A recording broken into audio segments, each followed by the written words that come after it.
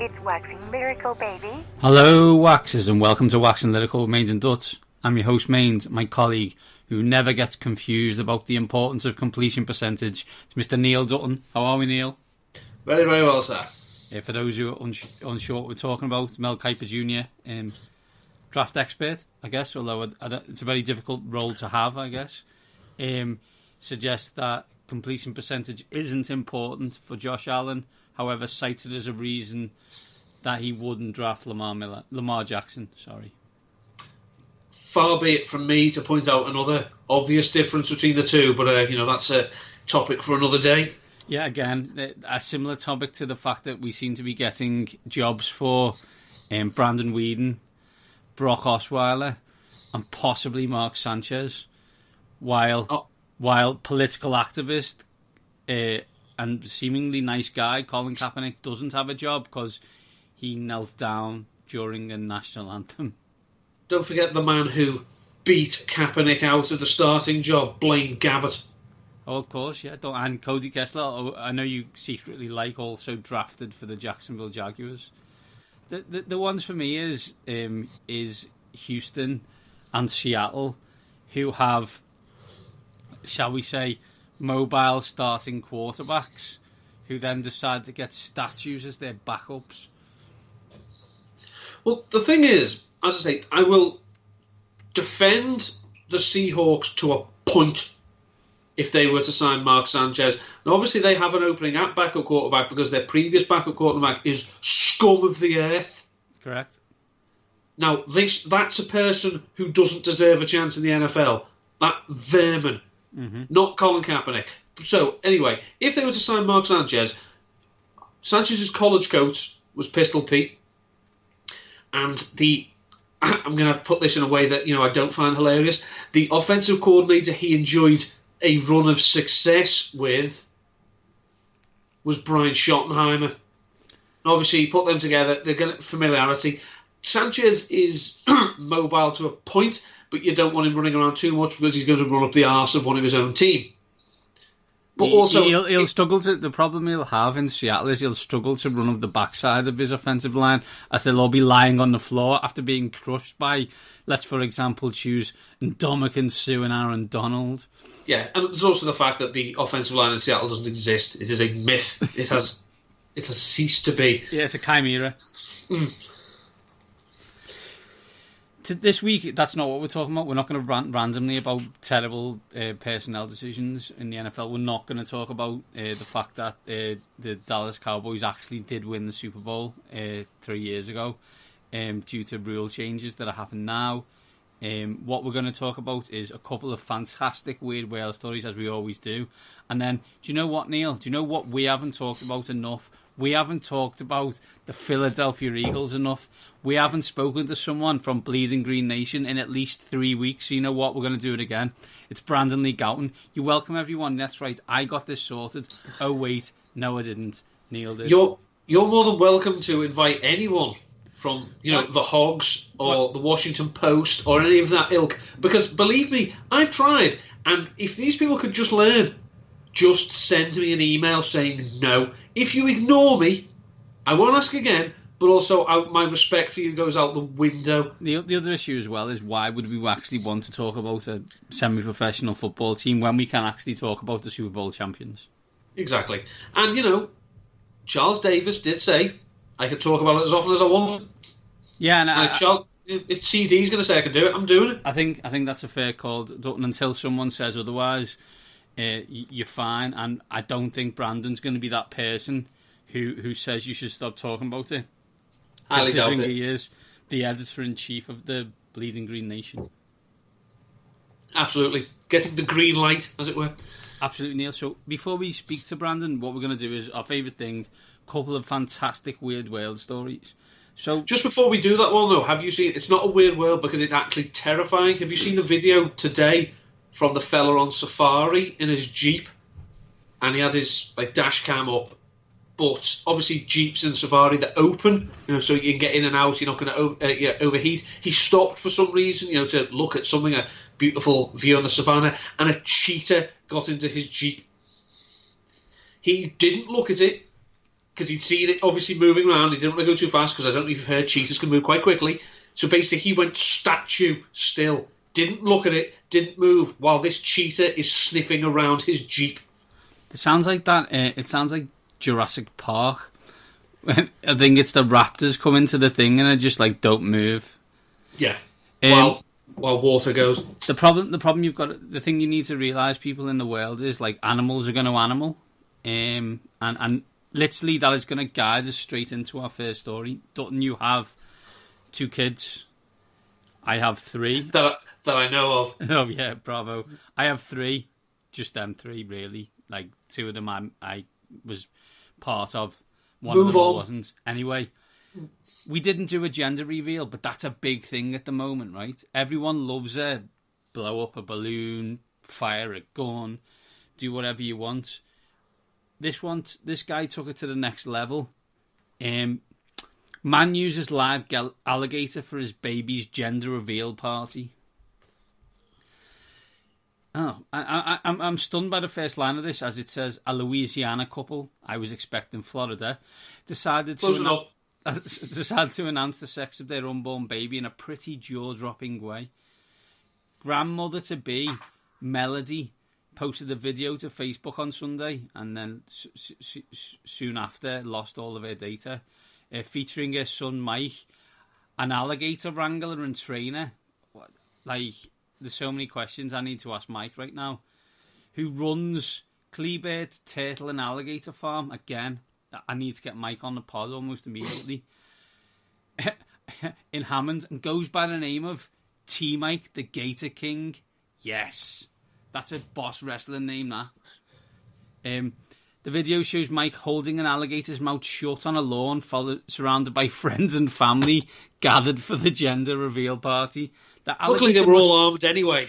The alligator must think it's in absolute heaven. Look, free food. First thing that came to my mind. First thing that came to my mind when my girlfriend and I decided to have the gender reveal party were alligators. The first thing. How's that the first thing? The first thing. They're a big part of our family, so why not incorporate them in our reveal? I don't want these people breeding if alligators are a big part of their family. Yeah. Sally's not just a gator, she's a pet. She's a gator. It's part of our family. No, she's a gator. Yeah. So Louisiana, the Louisiana Department of Wildlife and Fisheries said what happened in the video didn't appear to harm Sally, but the department doesn't exactly support bringing an alligator to a party for those who are thinking of doing it. I'm glad we got their official line on this topic. I just love the idea of, I've just had a baby, my missus says we're going to have our first child. I know what I'm going to do. I'm going to make an alligator pop a balloon and make it blue or pink.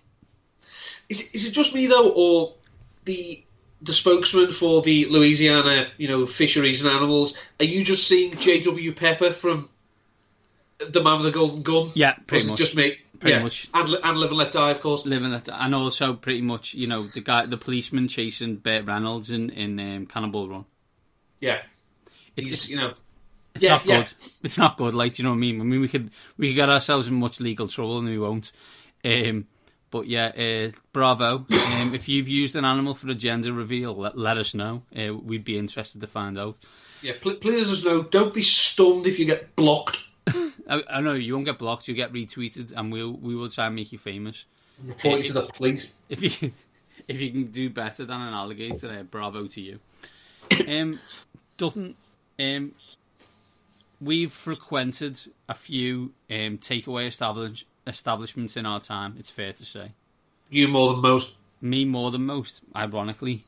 But yes, and I once was a very frequent user of a certain fast food establishment, Hot and Tender, on Harbin Street in Liverpool, in the early 2000s. So much so that they knew my name.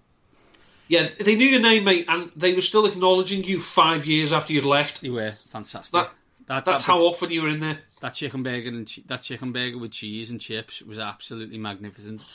As was the pizza, to be fair. But if said hot and tender would have burnt down, I don't think I would have done what these guys did in Montgomery, Alabama, when their local Taco Bell burnt down. Heartbroken locals hold candlelit vigil for Taco Bell that burnt down. Might be why it burnt down. I love this. I love this. The first sentence of this. When a beloved Taco Bell in Montgomery, Alabama, burned down last week, a lot of locals were shell-shocked. How does a Taco Bell become beloved?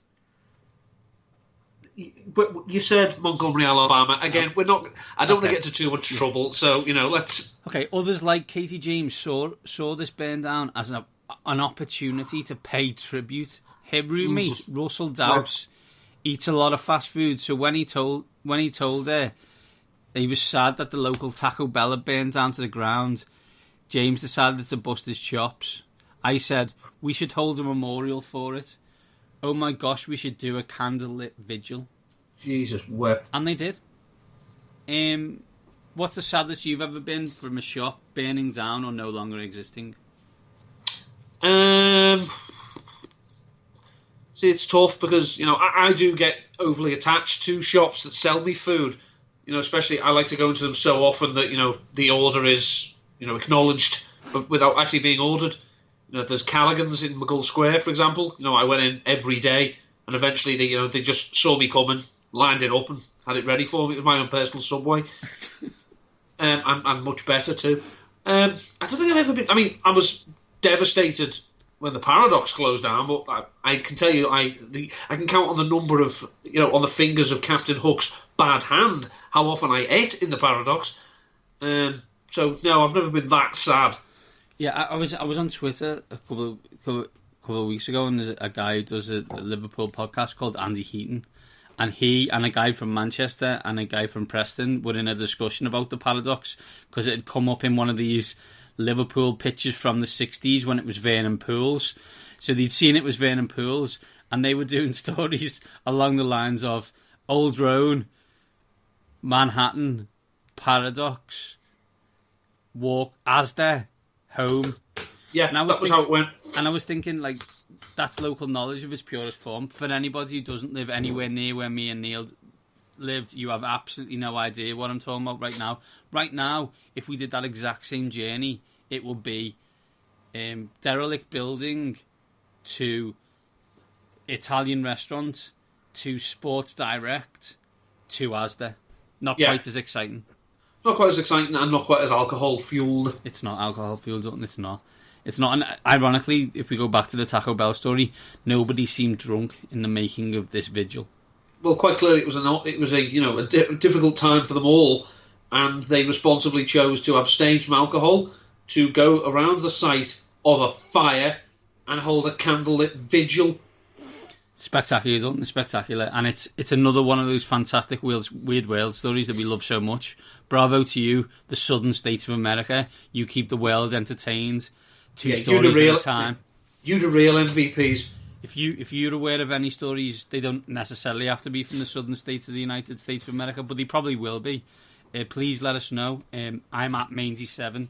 Neil is at Endupton13, and combined we are at waxing_lyrical. Terrible spelling, obviously, as always. Courtesy of moi. Indeed. You do a bad job very well. I do a spectacular job really badly, or a bad job really good. But, it's okay, because the Leadership Council will keep you on board. Exactly. Thanks. Yeah, Leadership Council. Good story. Right. Enough of in jokes related to Paradox and Twitter conversations we had with Adam Foxcroft. Let's get this sorted, and let's go and speak to Brandon Lee Gowton about a team that we haven't spoken about in must be hours, and that is everybody's favourite NFC East team, or Neil's, the Philadelphia Eagles.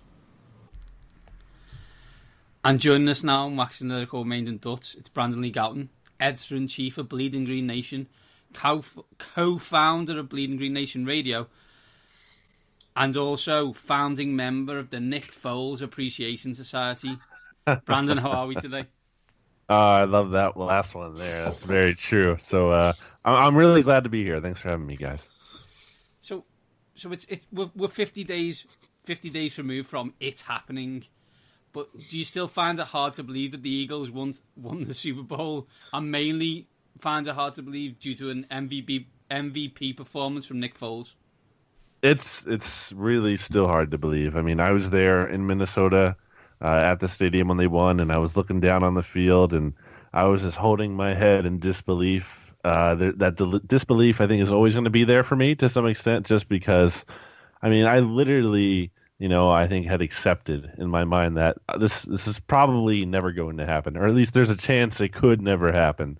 And for it to actually happen, and just all the implications of it in terms of, I think, a lot of the rest of the city of Philadelphia didn't expect it to happen. So to have that mindset is kind of like a learning process, and it's a different thing because the Philadelphia culture has always been associated with losing and disappointment, and now to be champions, it's a strange situation we find ourselves in. Because obviously there was the podcast after Carson Wentz's injury. We heard John Barshard, how upset he got. Yeah. We had a podcast, Paul and I, a few days after it, and I'm a miserable bugger anyway, but I don't think I've been as out of it, checked out for a long time as I was. If you correct me if I'm wrong, mate. No, I think it's one of them things, right? Everyone's, there was a reason that everyone thought that the Eagles were going to win the Super Bowl this last season. I guess it is last year now. And that was because of their franchise quarterback. So when their franchise quarterback goes away, everyone should be, brokenhearted almost at that point.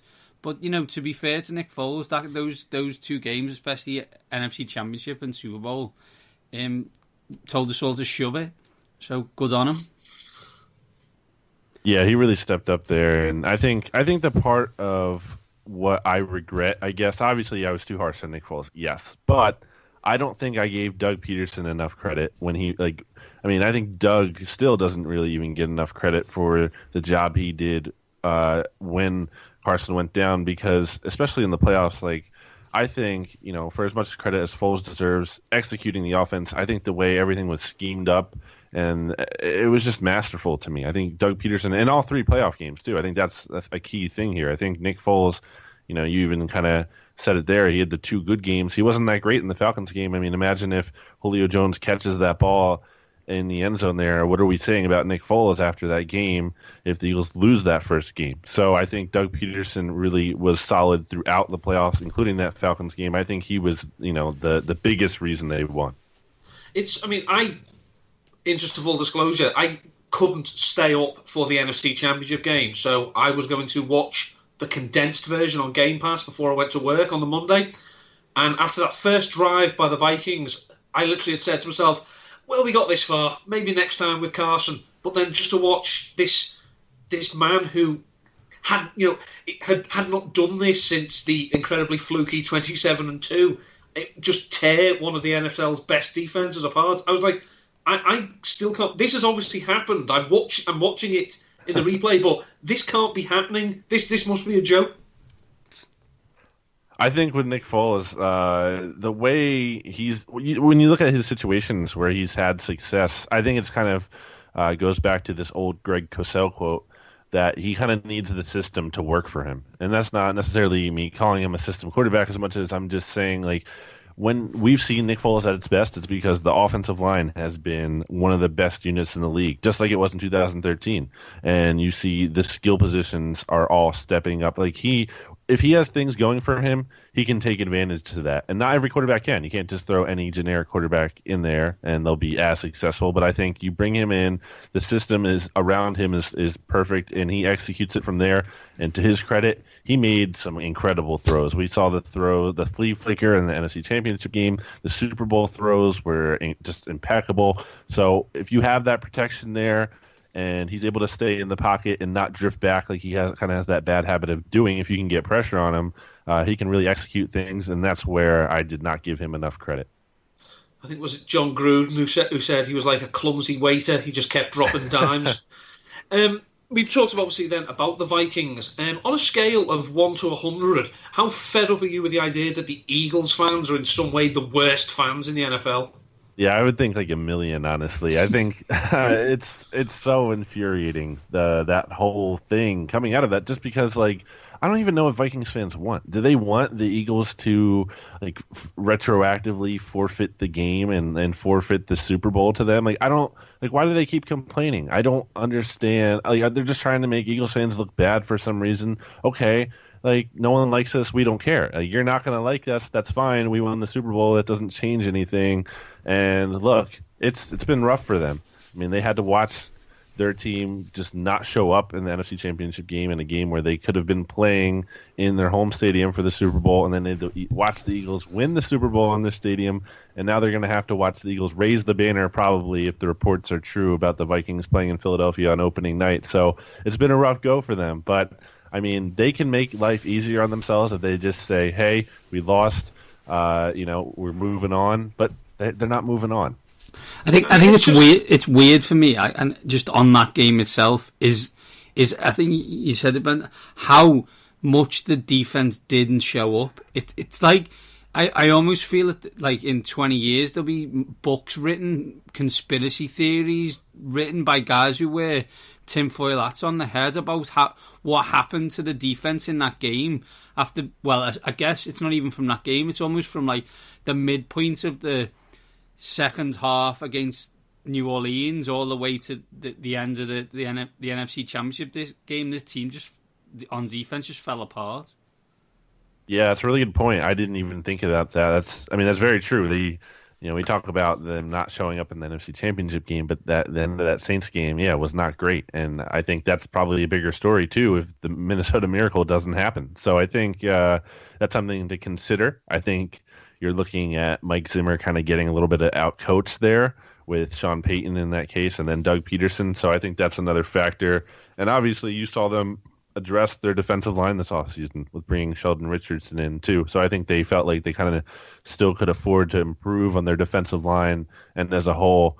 But yeah, I mean, that's just kind of crazy. And I think it kind of just goes to show too how much just there was so much mojo going for the Eagles in the sense of like you're coming into Philadelphia and that stadium was so hard to play in for anyone. I mean, they were almost invincible there playing at home.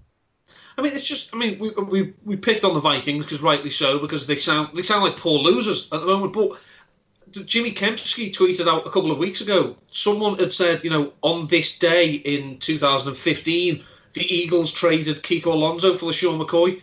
Retweet this to trigger an Eagles fan. And it's like, I think we've done. The Eagles have done okay since then, mate. How's your championship? For being the third best team in New York, that's congratulations. But I could be wrong because I don't really pay attention to other teams very much. But it does seem that teams just love the idea of I feel terrible about my team, but I'm going to pick on the Eagles as well. Yeah, that makes no sense. I mean, the Eagles just won the Super Bowl. The Buffalo, before this year, they hadn't made the playoffs since like 1999. So they get one playoff appearance, not even a playoff win, mind you, just one playoff appearance, and they're talking trash all of a sudden. I mean, that's a little crazy. I mean, now look, obviously they did get the better of the Eagles in that trade. I'd rather have LaShawn McCoy at this point than the ghost of Kiko Alonso, who was gone and thankfully gone. But I mean, come on, you can't be the Bills fans talking about the Eagles, especially, and that's the funny to me. You see that, you see some of that throughout different fan bases. I mean, you'll even get Cowboys fans being like, oh well, you have a Super Bowl, we still have more than you do. Like, come on, stop. The Eagles won the Super Bowl. You can't say anything. A lot of those Cowboys fans weren't even alive to see the Super Bowls that they did win. So that's where it's at. My favourite one, though, is just to say to Bills fans that the Colts have won the AFC East more recently than they have. That's my favourite one. That's very sad. I think unfortunately, you guys are now at the top of the mountain, so people like to take shots. Speak to any Boston dude called Sully for details. Me and Neil often call the Philadelphia GM Howie Roseman a wizard. I'm pretty sure I've seen him in multiple films in Harry Potter. Of all his wheelings and dealings this off season, which do you think is the most underrated and benefit the Eagles going forward? I think, first of all, I think it's a great point. I think Howard Roseman obviously has done a great job. I think he's kind of been reborn from being ousted or kind of, exiled there after the Chip Kelly happenings. I think looking at it, I think it might be because it happened so recently, but I think just getting Mike Wallace for the contract that they did is a real steal. I don't know if that's necessarily just, Howie Roseman himself. I think, obviously the Eagles winning a Super Bowl, it was the appeal to Mike Wallace. But I think when you look at the context of that surrounding situation, I mean, you took Mike Wallace, you signed him for $2.5 million. Apparently, it's reportedly up to $4 million. And you were paying Torrey Smith $5 million this season. And Mike Wallace is a better player than Torrey Smith. He gives you more production. You look at the numbers over the past couple of years, and there's no question. And the fact that you were able to bring in Mike Wallace, which was a need, you needed a deep threat after trading Torrey Smith, and you saved cap space, and you brought in Daryl Worley, who, he might be nothing for the Eagles, but whatever. I mean, he's a 23-year-old corner with starting experience. Maybe he can be something. So to get an upgrade on Torrey Smith and to get more cap space and to get a young cornerback who could potentially be something for this team, I mean, that kind of shows you the magic that Howard Roseman can work. He can turn this one thing into even better things, and it's kind of remarkable. I think it was on the Counterpoint podcast with Jack. I think he did say that it must be getting to the point now where teams are not going to want to pick up the phone when they see that it's Howie Roseman, because they think he's going to screw me somehow. It might look like I'm winning, but ultimately it'll just be how he'll come out smelling roses. Yeah, and it's kind of funny because that's something we talked about too a lot with the Sixers and Sam Hinkie, where he was making these deals where it almost kind of like you don't want to make the deals too good because then and Howie Roseman has talked about that. He talks about kind of wanting both sides to win because you need to maintain those relationships. You can't just have this reputation of ripping people off all the time because, like you just said, people aren't going to want to deal with you. So I think that's kind of a challenge. It's kind of a weird thing to say, like, because if you're playing Madden or whatever, you're thinking about this from just the Eagles' perspective. Of course, you want to rip everyone off, but you need to, like I said, you need to maintain those relationships. I think it's kind of a balancing act. I think in the specific situation, just for example, of what the Eagles did with the Panthers there, they really needed a speedy wide receiver. We know their wide receivers aren't great. So they took Torrey Smith, and the Eagles are probably going to cut him, yes, but it could have been a situation where he gets cut and it's up to him to sign. He doesn't, not rushing to sign with the Panthers. So Howard Roseman knew the Panthers were interested in him. He found that out, and they made a deal work where, okay, now you get this player guaranteed instead of having to try to compete with other teams to sign him. So that's the factor in there. You have to try to work those relationships, and that's what Howard Roseman has been great at. The Eagles roster at the moment, BLG, has got a lot of players who, on other teams, probably be considered, outspoken, especially on like social issues. Yeah. So just, a little bit of hypothetical thinking. Let's say after the draft, approaching training camp, a team comes back to the Eagles and makes an offer for Nick Foles that they can't turn down. They're happy that Carson's going to be fit. Nick Foles gets traded away. Could you see the Eagles with this locker room, with Malcolm Jenkins, Chris Long, Michael Bennett as well, taking a chance on someone, not someone like, on Colin Kaepernick?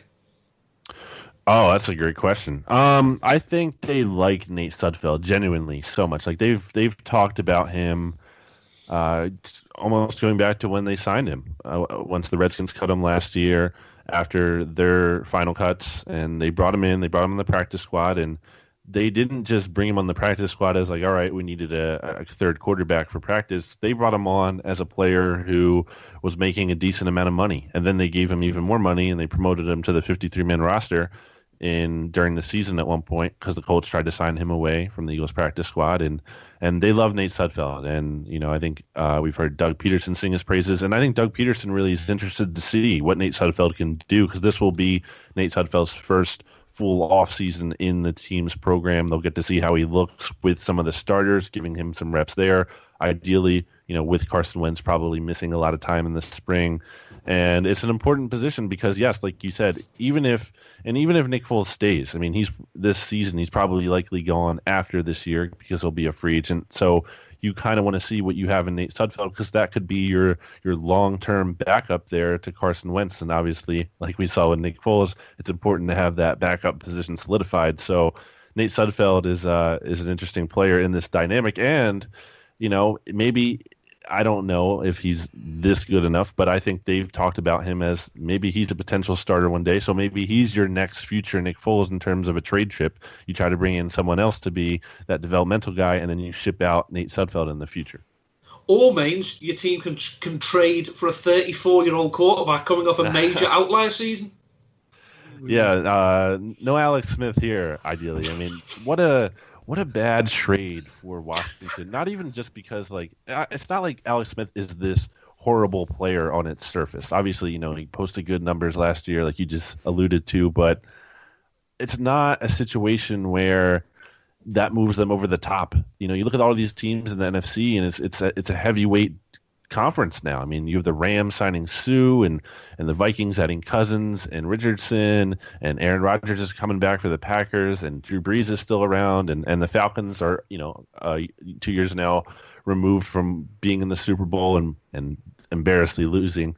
But it's a tough conference. So if you're going to bring in Alex Smith and that's going to be like your plan to get over the top, I mean, no. Like you either need to do something that's going to make you one of those elites, or you kind of need maybe to reset and kind of rebuild and get that long-term plan in effect and that long-term quarterback. And that's not what they did. They're trying to get ahead, but they really only took a shortcut to the middle, and they'll be decent. Like, they're not going to be this horrible team, I think. Like, they're not going to be 3-13, but they're probably going to be more of like 7-9 and 8-8 in every year. They are spectacularly 7-9. They couldn't be more 7-9 if they tried, Brandon. In my opinion, I'm with you. Like, let's talk about the Eagles, because otherwise I'll go off in some kind of swearing rant.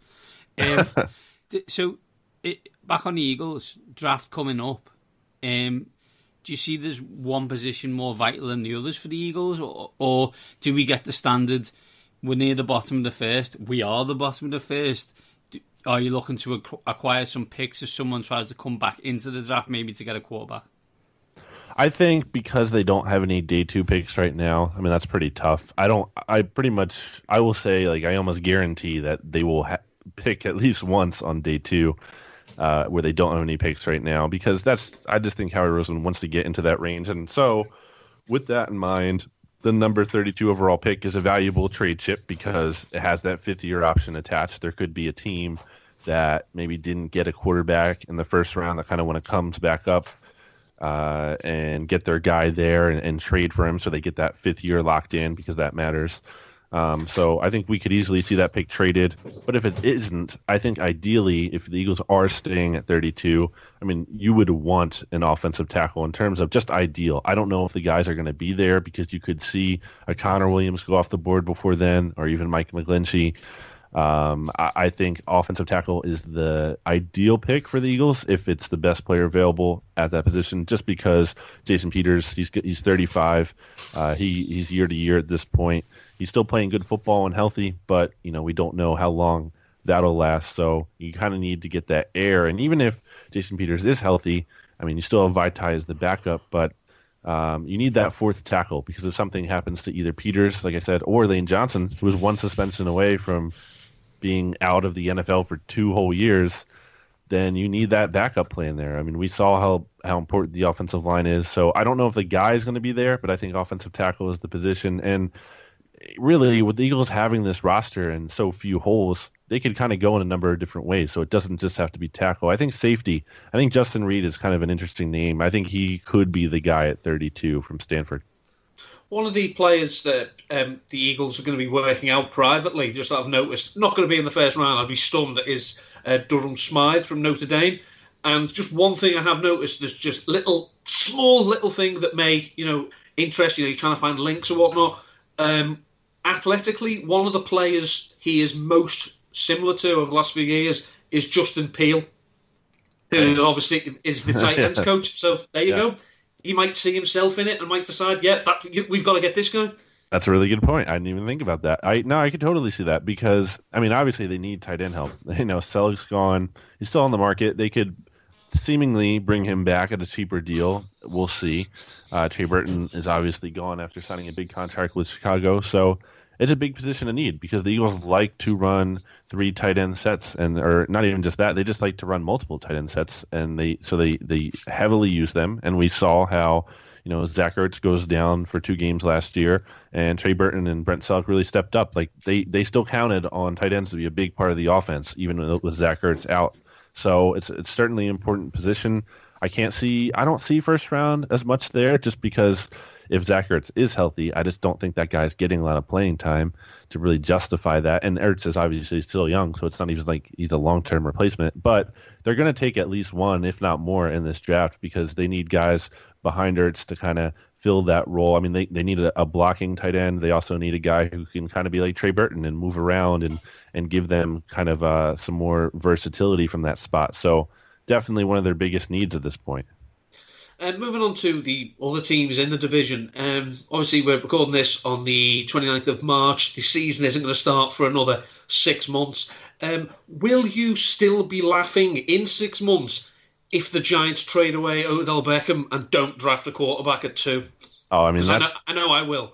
That's just like the dream scenario for the Eagles there. I mean, the Giants have the potential to just really screw this up. I mean, with the Odell Beckham stuff, it really just feels like, to me at least, the Deshaun Jackson thing with the Eagles in 2014. Like you saw the comments this week from the owners' meetings. Like it's all like, oh yeah, we're not even thinking to trade him, but if we did, this is what we want. It's like, you got to read between the lines there and be like, well, if they really didn't want to trade him, they would just come out and be like, we're not trading him 100%. And there's smoke there. It'll be interesting to see how it plays out. But between that and, like you just said, the number 2 pick, I mean, if they don't pick a quarterback, what are they doing? There's no, like, you don't want to be picking this high ever again, ideally. So this is your chance to get that guy. You bring him in, and then you develop him. If they don't, like, I don't know what they're going to do. Like, what are you going to do? Take a pass rusher or a guard like Quentin Nelson or Barkley, a running back? I mean, that would be insane just because, too, with the Jets moving up, presumably they would have made an offer to the Giants to get up that high. And they gave up like 3 second-round picks in addition to their first-round pick just to move up to where they are now. I mean, so it wouldn't just be like the Giants are passing on a quarterback. It would be like they're passing on a quarterback and all those picks, and they got a position that isn't a quarterback. I think at this point that a trade down is still, in the cards for them because you're looking at the Bills and you feel like they want to move up. And maybe, the Giants get all those picks and maybe they can trade one for a quarterback in the future. But, man, I think it just has to be – if I was a Giants fan, for me it would be simple as we need to get our guy this year. Can you imagine if the draft was still in New York and with a second pick they took Quentin Nelson? Oh, my gosh. I think Giants fans would applaud that. I really do. Because I think some of them, are probably like, still buying into Eli and still buying into we can still win and make this happen. But I think that's foolish. If we carry on with, I guess, the rest of the NFC, do you see anybody challenging the Eagles this year, or do you expect it to be kind of as straightforward as it was last year? I think it's going to be really tough. I mean, like you said, you have all these heavyweights now, and it's really anyone's conference for the most part. I would still obviously put the Eagles at number 1 just because they are the defending Super Bowl champions, and they have these really very real cornerstones in place with Wentz and Doug Peterson and a strong executive in Howie Roseman that you trust to continue to make moves to strengthen the roster. So I put the Eagles ahead of everyone, but it's close. It's going to be tough again. I think it's going to be real competitive. I think it'll be interesting to see how it all shapes up. You look at the Rams adding all this talent. That's great. I think they're super. They have all the talent in the roster, but do the personalities work out? I mean, you added Marcus Peters and Aqib Talib and Sue, and those guys their attitudes have been questioned in the locker room for as talented as they are. So we'll see. Maybe Sean McVay can manage that and he makes it work. but maybe not. So you look at something like that. I think you look at Kirk Cousins. People are assuming he's an upgrade on Case Keenum, which is a fair assumption. But at the same time, you look at his record against winning teams, it's not very good. And you can say, okay, well, maybe that's not all his fault because the Redskins had some bad defenses and it wasn't all in his control. But at the same time, I look at Kirk Cousins' biggest games of his career against, when he was in the playoffs against the Packers, or last year even in 2016 when they were playing the Giants. The Giants had nothing to play for at that point, and the Redskins were playing for playoff positioning, and they just didn't show up in that game. And the Giants weren't even playing their full starters. So I think I've looked at those games, and I see Kirk Cousins coming up small, and I'm not super intimidated of him. So obviously these teams are very good, but they do have some fatal flaws, I think, as do the Eagles and any team in the NFL. So I do think it's anyone's conference, but I do think the Eagles right now are out in front by a slim margin. See, we've been doing this podcast for 5.5 years, BLG, and in the space of 20 odd minutes, you've made Paul put his head in his hands more than I have in any one show with what you've said about the Redskins. That Giants, every time. That Giants reminder, just, oh my God, what an absolutely horrific performance. It's like, there's that one, there's the Green Bay playoff game where they're winning and then somehow just allow them back into the game and completely self-destruct. I sometimes think I'd just rather be 13. I'd just rather be 3-13, to be honest, and just get beat every week. It's much simpler. Yeah, they need a reset. Absolutely. We talk, BLG, obviously, you're talking to half of this duo, interested in the Eagles. The other half is being tormented by them. Does the Eagles' popularity outside of Philadelphia surprise you? That's a really good question. I don't know if it's surprising as much as personally, I guess I kind of just don't fully grasp sometimes how far-reaching it is because, I live in the area, and you kind of, you know the people and they're Eagles fans. A lot of them even just complete strangers because, you're in this geographical region, so it makes sense. But then you see, someone like yourself, Neil, or people out on the West Coast here in the United States, or people from China, like checking in on the Facebook lives that we do for Bleeding Green Nation, and Australia and Africa, like just everywhere. Like it's just that to me, it's hard to grasp. And it's awesome. I love it. I think it's amazing, and I think that not just following the team, but us too at Bleeding Green Nation. It's an honor, and it's humbling because it's just hard to think that we have this far-reaching impact, and I'm glad we get to share it with people like you. Yeah, and I guess it leads on finally to our last question, which is, we're obviously still waiting for dates to be confirmed, but how excited are you at the prospect of the Eagles playing at Wembley, and you and the boys taking in some English hospitality? Yeah, I think it's going to be awesome. Obviously, their first real time coming over here and playing in this atmosphere, so I know there are a bunch of great Eagles fans over there, such as Neil. So I really want to see that in person. And I think, BGN Radio, we're hoping to go there. We haven't finalized it. The plans aren't in place, but we're certainly hoping to go overseas for that trip. And so it'll be awesome, hopefully, to be out there and meet you guys and meet everyone involved because, we get that awesome support. And now it'd be great to actually see all of you and meet you in person. Just, obviously a quick word of warning, our beer isn't that warm.